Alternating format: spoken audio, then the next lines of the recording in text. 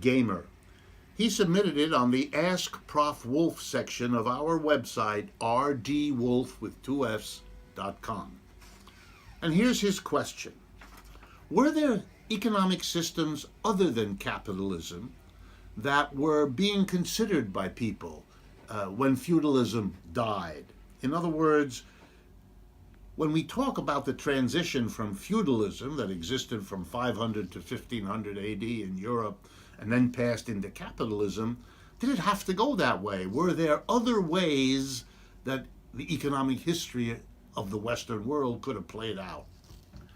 Well, the answer is an enthusiastic and unqualified yes. There was nothing necessary or inevitable about capitalism. This notion of inevitability is one to be very skeptical about. First, let me explain that at the end of feudalism, there was a much more widespread economic system than capitalism. And if you were a betting person toward the end of feudalism in Europe, you would have bet on this other system as being the one of the future, not capitalism.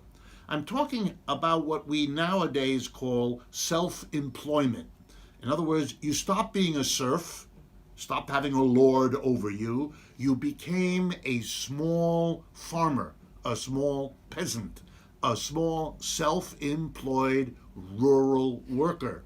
And if you didn't become a farmer per se, you became a craftsperson, someone who made clothing, or someone who baked bread, or someone who made furniture as an individual. So in other words, the economic system coming out of feudalism in most European countries was self-employment.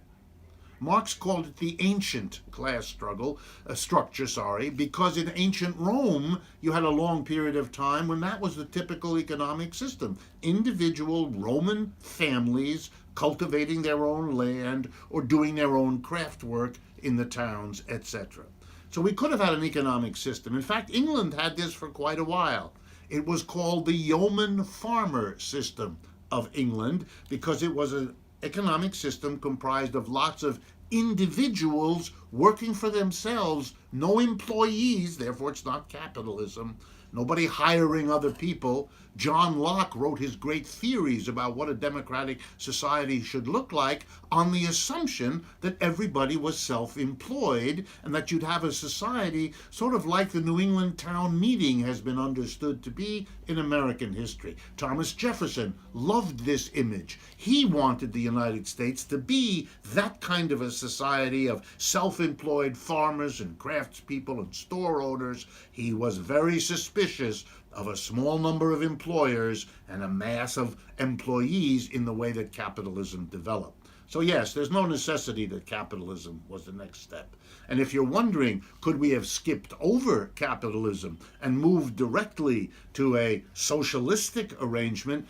The answer is yes, we could have, because that did happen in a variety of places. But in the struggle among the self-employed and the socialists and the capitalists won, which is why we've had the last 300 years